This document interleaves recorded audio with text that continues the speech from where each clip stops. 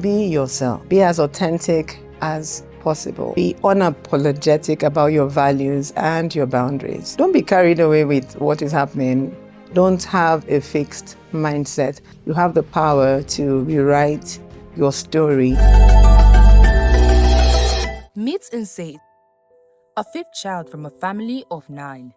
Growing up, her mother encouraged her to prioritize education and marriage, but Nse had bigger aspirations. My name is Nse. I am nice, I am soft-spoken, and I am elegant. I am the fifth child from a family of 9, and I have 2 beautiful children. My inspiration came from my mom. She's always been put together, prim and proper, timely, almost perfect. Sadly, she passed away the COVID year. So I watched her while growing up, and then I had different ideas. I wanted to be a newscaster. I wanted to be an actress. I wanted to be a supermodel, lots of things. And she would always say to me, no, you will go to school and then you will find a husband. And then I decided to obey. But along the line, I found out that I was drawn towards, appropriate behavior. And I would totally not tolerate people who were disrespectful. And I would have issues with people who were arrogant and proud and who were not considerate, just the little things. And, I just kept going on like that. I remember growing up and I would always, if my siblings have their things not put together, I would either throw them out and tell them, if you want to be in the same room with me, just make sure that, everything is tidy and put together. So somehow I've always been like this from, childhood. But I didn't put a name to what it was I was passionate about, not until 2016. And then I attended a training. And one of the facilitators, who is one of my mentors now, she came on and she started speaking on etiquette. And I hadn't heard the word before now. And then right there, I Googled and found out that, this is like a summary of the type of life I want to live and the kind of things I want to do. And then that was how the journey started. Once I was done with that 6 months training here in Abuja, I enrolled for that program in 2016, and I went again in 2018. So getting there the first time, that helped build my confidence because I just didn't know what I was about, actually. So that helped with my confidence. And then I went back again in 2018 and I got certified the second time. And then that was how the journey started. I said, you know what, you're going to share this information with different people. You cannot just receive all to yourself. So that's how my journey started. And then it wasn't difficult because somehow from childhood, it's been a part of me. So yes, that's how the inspiration came from my mom. And then that's how this journey started. Growing up, my father traveled a lot. So we traveled with him, especially the last 2. We were really young, and then so everywhere he went to, we schooled in everywhere he went to. But we came back, and then I completed my primary school in University of Lagos, South School.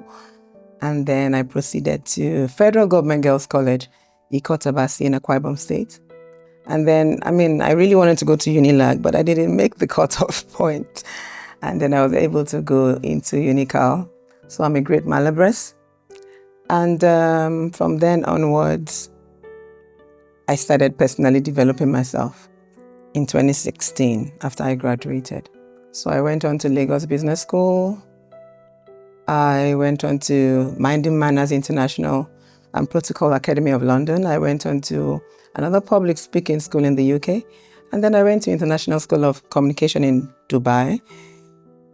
And then I've done a lot of online courses. So I studied business management in University of Calabar, and it has really helped me to manage my business. It has helped me to put structure in place. It has also helped me to communicate and relate better with people, which is also in alignment with the nature of what I do now.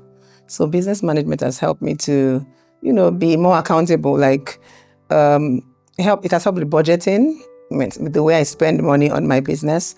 my inputs, my outputs, everything that I studied, it has helped me in my business.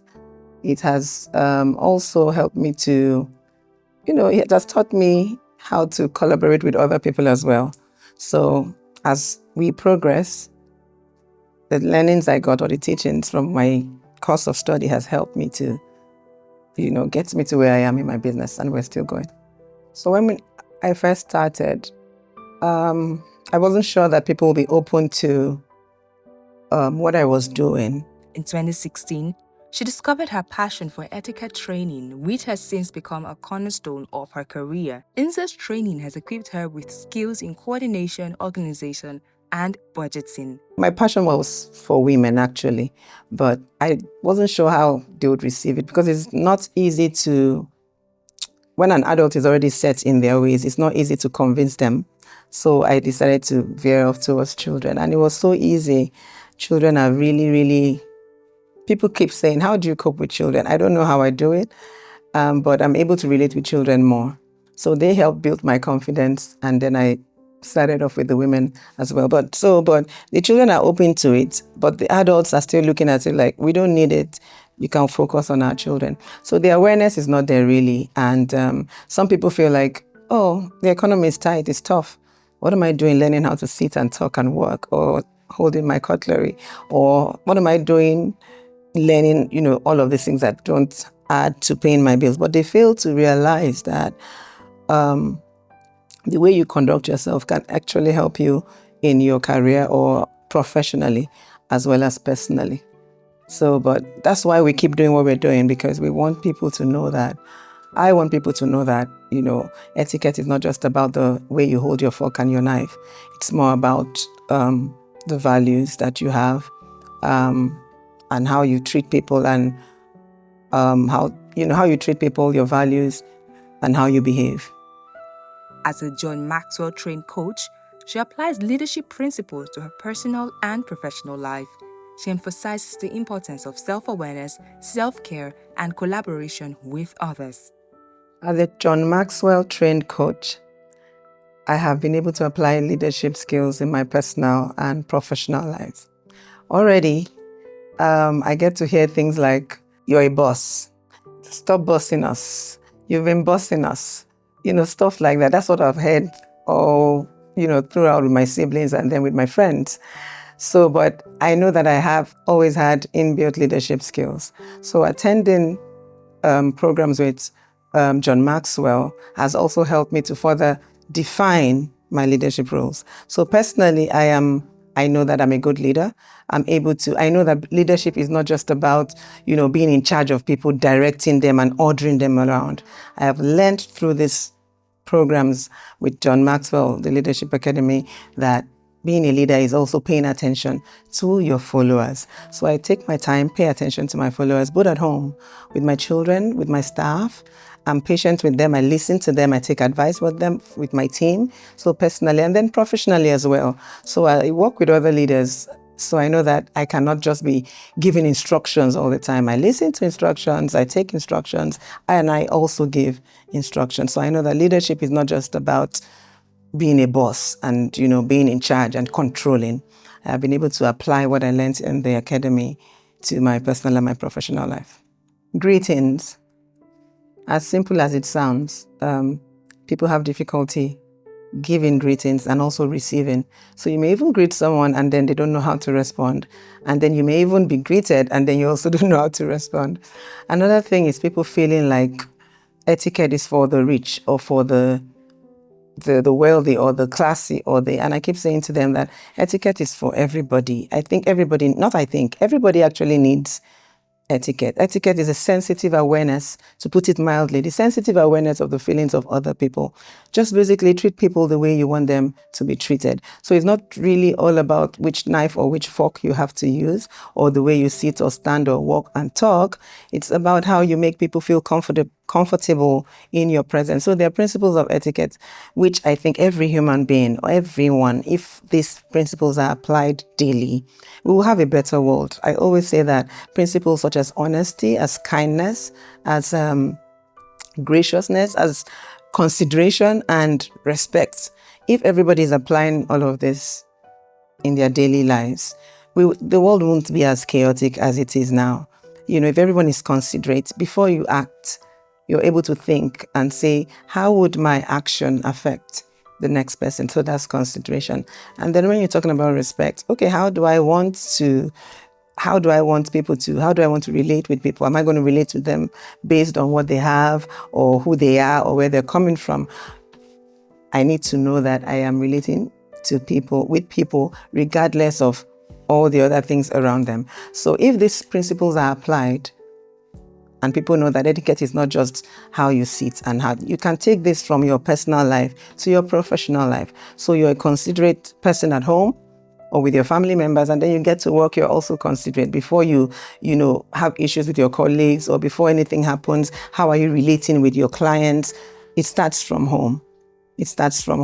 So if people are aware of this, I think everybody will embrace it more because they have the wrong impression about what etiquette means. So sometimes they see you being put together or doing things a certain way, they feel like, oh, everybody's, but I think it's more than that. I think etiquette is love, if you ask me. Etiquette is love. And then you apply good manners. So there are two different aspects. Etiquette can be like, a more formal way or to sound a more formal, it may sound more formal, but good manners sounds simpler. There's something, it says that it's good manners will open doors for you that your education, even if you went to Harvard, if you have a nasty behavior, it may close that door that was supposed to open with your degree and all that you have. So I think I think that people should correct the impression about what etiquette and good manners is really all about. And so it's awareness, back to awareness. They do not know what it is, and then they shy away from it and are not interested in incorporating it into their lifestyle. When I started on this journey, it was born out of passion. Or should I say, yes, I started because I felt I could correct certain things around me, within within my own, environment. I wanted to also correct people, maybe like my friends' children or my neighbors' children or the people in my church, where I was, I felt I could make add value by, changing the way they did things and conducted themselves. So that was how I started. One of Nse's biggest challenges is creating awareness about the importance of etiquette. Many people view etiquette as trivial or unnecessary, but Nse believes it is essential for personal and professional growth. Nse stresses the significance of basic etiquette practices such as greeting others and using cutlery correctly. I built myself up, went for trainings, and then I found out that a part of me, the high value woman journey is something different entirely. It's all about self-discovery. But I started off teaching people etiquette. So I'm teaching people etiquette, but my insides are still a mess. And then I realized that I still don't know who I am. So I can come out and look put together, but I'm not at my best just because my insides are a mess. And then I started to ask myself and say, who are you? What are your values? And what are your beliefs? What are your strengths? What are your weaknesses? That is how this high value woman journey or seminar and conference, everything about the high value woman was born from that point of, yes, I'm teaching people etiquette, but I wasn't feeling fulfilled. And I knew that something was missing. A part of me would not ever feel fulfilled after every training or after every session I had.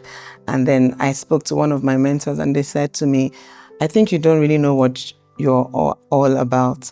And they recommended a few things. And that was when I discovered that I needed to know who I truly am. And then that journey started for me personally. And I've been on that journey for about 3 years now. And then it changed my whole world. It took me from 20-30% to, it's a journey, so let me not say 100%. I'm still work in progress.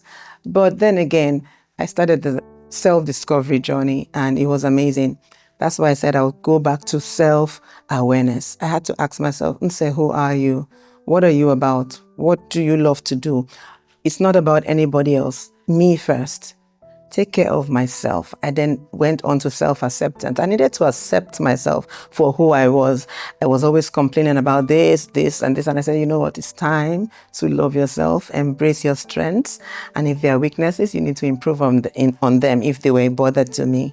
And then I went on to self-care. My emotional, mental, and physical health was really a mess. And then I saw why I wasn't really thriving teaching people etiquette. Yes, they would say, oh, that was nice, but I wasn't feeling fulfilled. I wasn't feeling successful. I knew it. I couldn't feel it. But when I started on this journey, I went from here to here. Like, not immediately. Like I said, it's a journey. Every day I discovered something new about myself. I started setting boundaries. I discovered I now knew what my values were. I knew what my beliefs were. I knew what my strengths were. And I decided to focus on my strengths instead of condemning or always looking at the things I couldn't do well. So I let that sit, and then I focused on my strengths, who I was. Okay, I'm friendly. Okay, I'm a nice person. I like to laugh. I like to talk. I like to teach. I like to mentor. I like to coach. And then I focused on those things, and then it helped me be a better person as an etiquette expert. So I am still an etiquette expert. I mean, I love etiquette. I love everything about etiquette, but I am really focused on self-discovery for women. My story is, I can't say everything today, but self-discovery took me from here to here, or from here to here. Because, like I said, setting boundaries really helped me to put a stop to many things. Knowing what my values were and sticking, making my life align with my values and and the boundaries I had set and my beliefs took me from here to here. So for me, I feel like a lot of women were in my shoes. Like I said earlier, starting the etiquette journey, I felt, oh, what I have learned, I need to share it with other women. So I'm teaching them, okay, you should sit like this, you should talk like this, you should be put together, well-groomed, you should, I was teaching them that.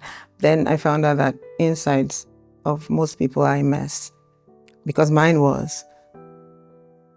And then I decided to also share this high value, this side, this self-discovery with them. But I struggled, not struggled.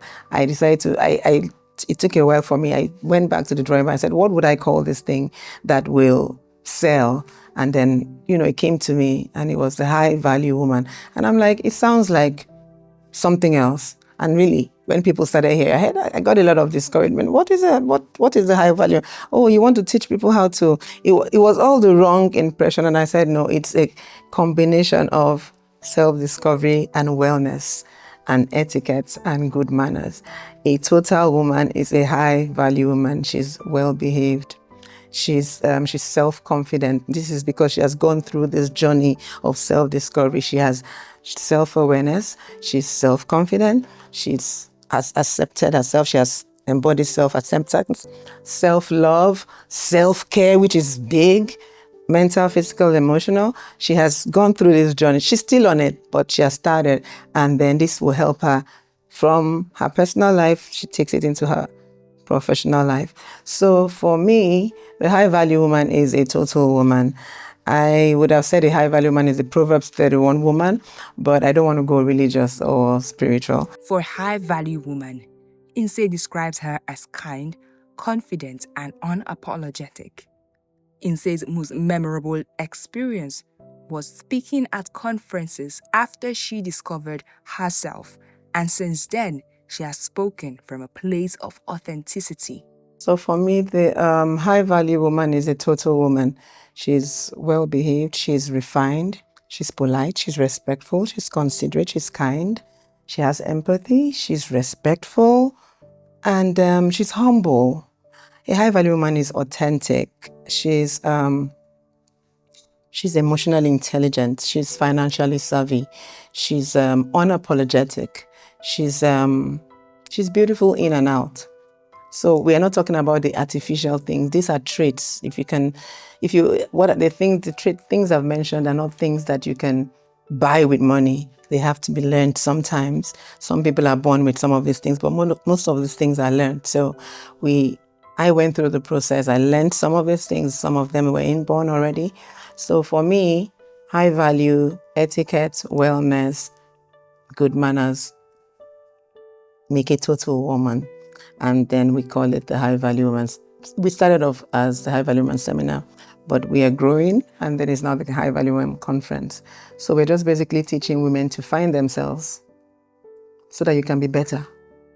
So who are you to you so that you can, there's a saying, you cannot give of what you do not have. And that is the whole truth. So you can be pretending to teach people how to love. If there's no love or peace or joy within you, you're not at your full potential. You're not giving off all of you. You're just maybe acting or pretending or just, so I said I didn't want to pretend anymore. I need to find me. And then the journey started. And then I wanted to share with more women. So we've gone from just teaching women how to sit, because it's okay to learn how to sit. Everybody can learn how to sit. Everybody can learn how to talk and how to hold their cutlery. But the other things that people cannot see, what's going on in that area. And if you're a mess mentally and emotionally, how are you fully becoming yourself? How are you fully becoming a better version of yourself or succeeding? I say to people, yes, you may have all the money in your bank account. Yeah, but if you're unhappy, so you come out to the world and you show us, okay, I'm doing well, I'm successful, but inside you're suffering. Why do you want to suffer inside? Why don't you just take your time and find yourself and become better both inside and outside? So that's what the High Value Woman is all about. She's not, people also think that a High Value Woman is complete, but those are myths. A High Value Woman still struggles, but what does she do when she has issues? She's still put together. I mean, High Value Women, we still have struggles. We're not stress-free. We're not always, put together. We still have our issues, but what do we do with them? It's just like when life throws you lemons. Are you going to keep saying, I just have lemons? You make lemonade out of it. And then you can even add ginger and cinnamon if you want. So for me, I feel like women should work on themselves inside. By the time you know your values, you're not going to do a lot of things. You cannot be moved or shaken, or you just know, I am this person. I don't drink. Even if I have 10 friends who drink, I will not drink. I know myself to that point. I'm saying, for example, if you are someone who doesn't go for parties, even if everybody's going for a party, you don't feel left out. So, but I live the kind of life that I would do what every other person is doing just because I wanted to feel among. I needed validation. So those were the struggles I had. And embarking on this journey of discovery has helped me to put me first. What are the things I like to do? What are the things I shouldn't be doing? And no matter what happens, I am still standing and not being moved, not caring what people are saying. As long as I always say to people, as long as I'm not stepping on toes or I'm not doing the wrong thing, I will stand by my values and my life will be in alignment with my beliefs and my values. So this is what the High Value Woman Conference is all about. It's not about anything artificial or your connections or your shoes or your bags or how well traveled you are. It's not about that. It's about who you are on the inside. There is no one class or one training or one session that has been the same. But my more experiences have come from, the ones I've enjoyed the most have come from the me after my self-discovery journey, because I now teach from a place of authenticity. I'm no longer trying to teach to impress people to listen. I'm teaching from it's just like turning your pain or your pain into your purpose or your passion. So I'm teaching from my insides and it's flowing better. People are relating with me better because of my story. And then they are eager to now, so if I'm telling you, find yourself, this is the way to do it. And then I'm now telling you, sit this way. It's easier for them to do it. So in fact, we had a session in the last 2 days, I had a retreat with women. And in one of the sessions, I now make my classes interactive because I want women to open up and be themselves. Before now, I would just teach and instruct and just keep going. But now I have started teaching from a place of love and understanding. So she couldn't express herself in English. This just happened yesterday, or Wednesday, Thursday. It was 2 days. And she says, it came to her turn and she said, please, can I speak in my language? And I noticed she was shy and felt embarrassed. And I made her feel so confident that was on Wednesday, so that by the time we finished the retreat on Thursday, she was a whole new person. And her colleagues came to me and said to me, we can't believe this. If we didn't learn anything from you today, we have seen a transformation in 24 hours. So now, because I have been in that place, I relate to vulnerability as well. So I don't want you to feel ashamed, because I used to be like that. And I know what it takes to be, feel left out or feel mocked or something. So when I see people that go through the same things I went through, I bring them close. I made her feel special. And I said, don't be ashamed. This is what you know. This is you being authentic. Don't be ashamed. Don't apologize for speaking your language because you cannot express yourself better in English. I said that when you're expressing yourself, those who understand will understand. And those who don't, they can ask for the interpretation. So I gave her confidence with the things I said. And she hugged me so much, took my number. Can she be calling me? Can you mentor me? So that is even just one of it. And then I'm someone that likes humor. Before now, like I said, my classes will always be, or my sessions will always be straightforward. Everything straight. Do like this, sit like this, stand like this. But I introduce humor. I love to laugh. I love environments that are so. I make everyone feel comfortable first. I introduce icebreakers, and then everyone is relaxed. So my sessions from my self-discovery journey is totally different from my sessions before. So my memorable times have come more from after my self-discovery journey. Different women have been. There was even a time a woman came up to me and said, I want to start dressing like you just because of the way you've made me feel. And I said, oh, just like that? Are you sure you can go to Bend Down Boutique? And she laughed. And then, from there, when I'm myself in my classes, people become themselves as well. That is what I try to preach. I don't want to walk around people on eggshells. I want everybody to be themselves. Not like you're pretending, but be who you are. So in my classes, I have seen authenticity. I am big on that. And it has helped me a lot. I'm a mother hen. I mother everybody. I mother everybody. I can mother my grandfather, my grandmother.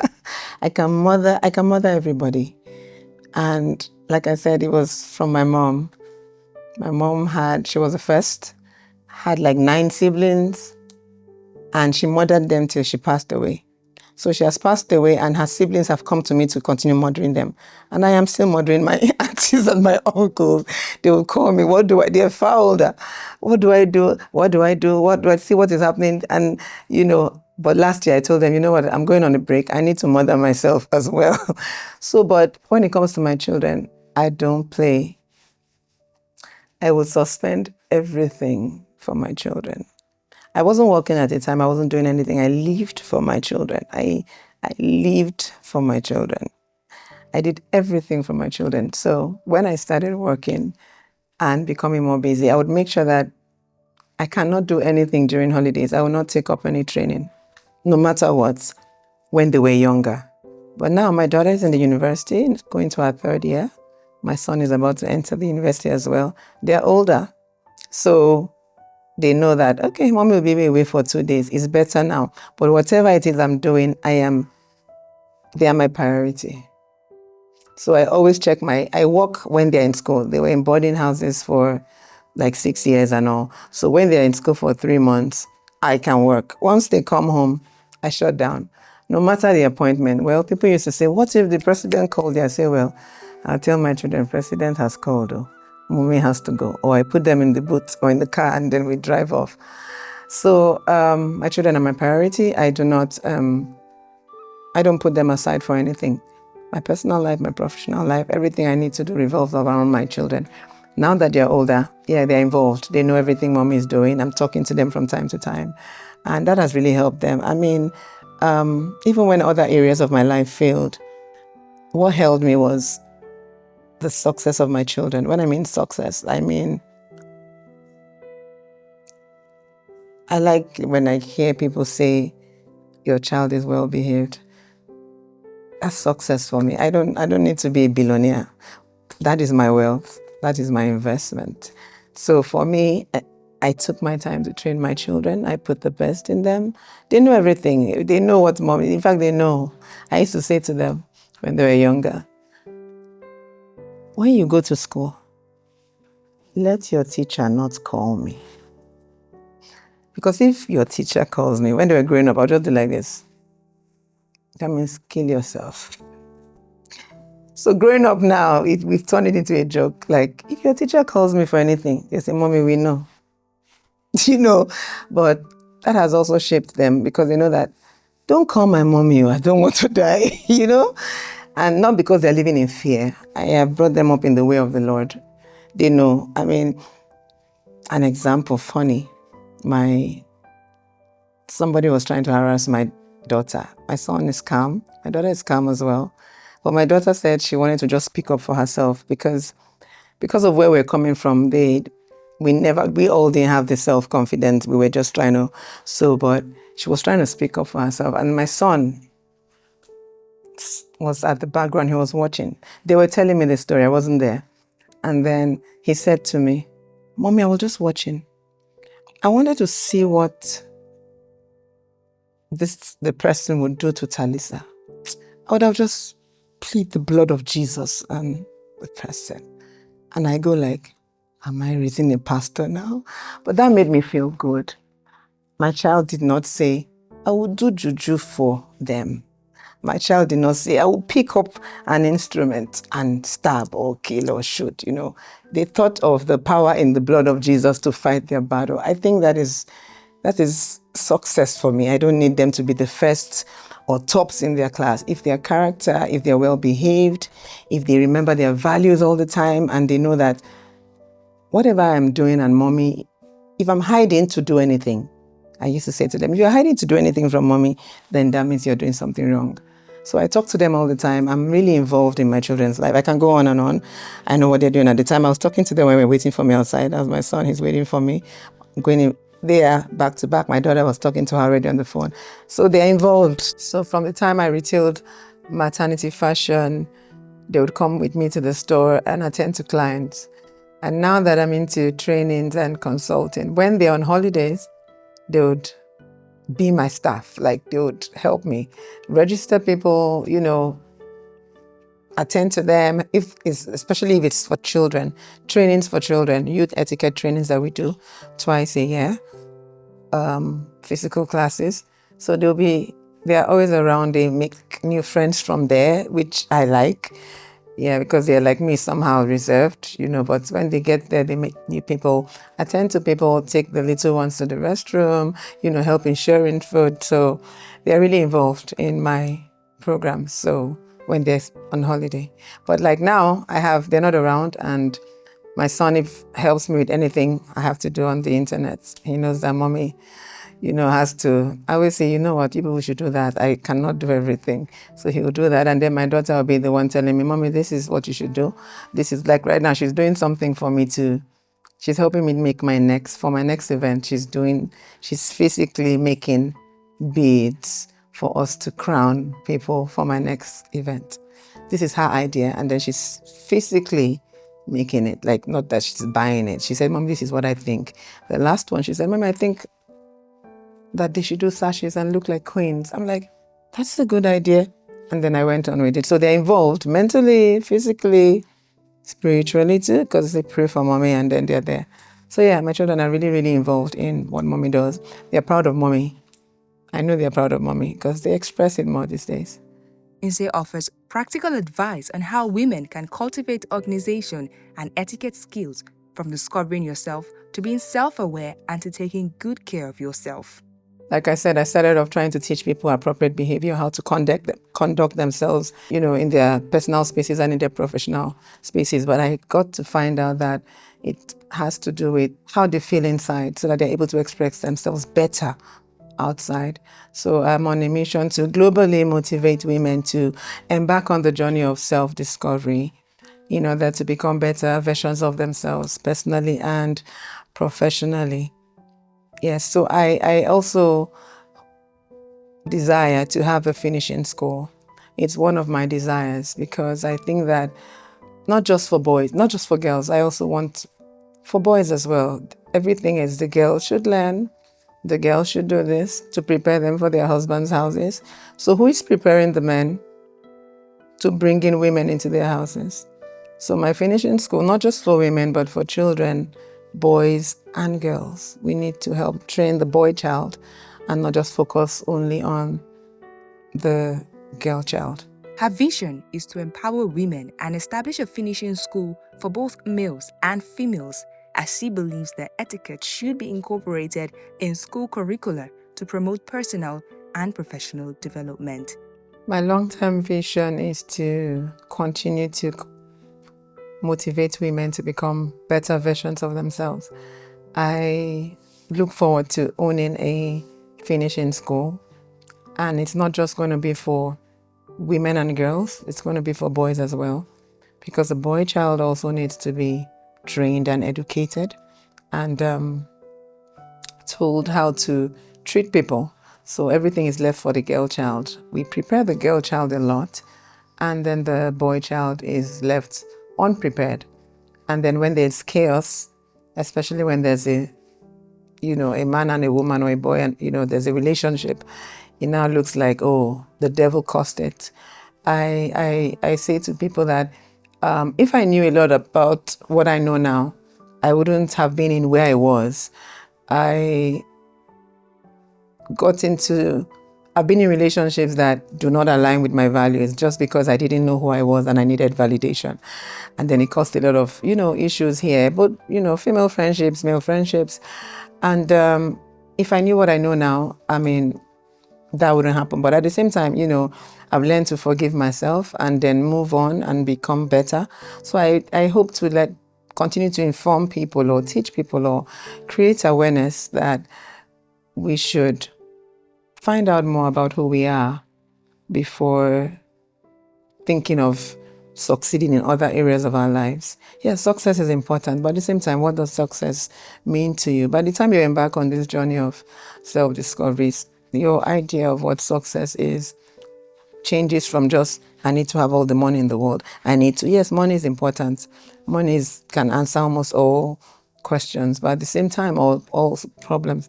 But at the same time, a lot of people are so rich in the bank, but mentally and physically and emotionally, they are broke. So I want to continue to encourage women, whatever form, whatever opportunity I'm presented with, to find themselves first. Because I found myself and it has helped me to be a more joyful and peaceful person and just be myself and become better. I'm better in everything I do. So nowadays, the feedback I got, like example, the feedbacks I used to get with my sessions are like, I'm now thinking, so that means they were deceiving me back then. And I wasn't sure. I would always ask. Yes, another thing I used to do, I'll say, how was my training? What did you think? Because I wasn't sure. But these days I finish up, and before I finish up, I'm already getting feedbacks. I'm already getting, when is the next class? I'm already getting, and I'm thinking, is there anything I'm doing differently? It's about the same notes, it's about the same, but I've decided to express myself from within. So my long-term vision is to keep teaching women and hoping that more people will embrace what we're talking about and not just see it like it's a thing, it's the show. People think it's a show. It's a show. They just want to be on social media. They just want to trend. No, I'm actually about teaching people appropriate behavior, appropriate wellness. Like, how should I be living my life to my fullest? So yes, we'll keep on doing that as long as we're presented the opportunity to. And then also I want to incorporate the etiquette training into the curriculum of schools. That is something I'm big on. I've started work on that. I've started talking to a few people. It's not just teaching us maths and English and biology and physics and chemistry. And then we are raising children who are getting A1s and, A1s everywhere, which is good. But in their behavior, how they relate with people, how they communicate. They're an F9. So we don't want to keep raising a world where everybody's an F9, because it's almost like that is what is happening. If not, we won't have people killing each other all around. You'll be thinking, why should I do that? I don't want to be killed, so why am I killing? So we don't want to keep raising F9 children, or, be in a world where everybody's F9. We really want the A1 to go from not just academics, but also behavior, body language, character development and building. Yes. Her favorite quote is, "My body is a temple of God." And she encourages others to be unapologetic about their values and rewrite their stories, regardless of when they bloom. I have so many quotes, favorite quotes. My favorite quotes are so many, but one of them is that my body is the temple of the Lord. And it's not like it's a quote, but it's something I say, I've been saying for so long. Another thing I say is I can become whoever and I want to become whenever. So I say it to myself all the time, because people are saying to me, now you're acting like, or you're doing like. Anytime. Before, I'll be worried about doing certain things. I'm thinking it's not age appropriate, it's not gender appropriate, it's not this, but I am free now after embarking on this journey. I now realize that at any point in time, there's nothing like a late bloomer or an early bloomer. There's nothing like that. A friend of mine used to say in Pidgin, anytime you wake up, now your morning. She's a Rivers girl. She used to say that. And I used to wonder, what does that mean? But really, anytime you come to that awareness of yourself, that's when your life begins. My message to every woman out there is to be themselves. Be yourself. Be as authentic as possible. Be unapologetic about your values and your boundaries. Don't be carried away with what is happening, because most people are acting. I think that you should rewrite your story. If something is not going well for you, you have the power to rewrite your story. Don't have a fixed mindset. Have a growth mindset. All things are possible through Christ who strengthens you. So don't be limited by what would people say. Nobody really cares about you. I used to think that people cared about me and my story and the things I was going through. Not like they hated me or anything, but they were also dealing with their own issues. So there's no way they would abandon their own issues and come and focus on mine. So they'll just listen and then move on. And then I decided that, you know what? Take your power back. Rewrite your story. Turn your life around. Make it count. Add value to lives. Be the best version of myself. And this is what is happening today. So I advise you today, women, train your daughters well, train your sons even better, so that they could, represent what, the self-discovery journey and wellness journey is all about.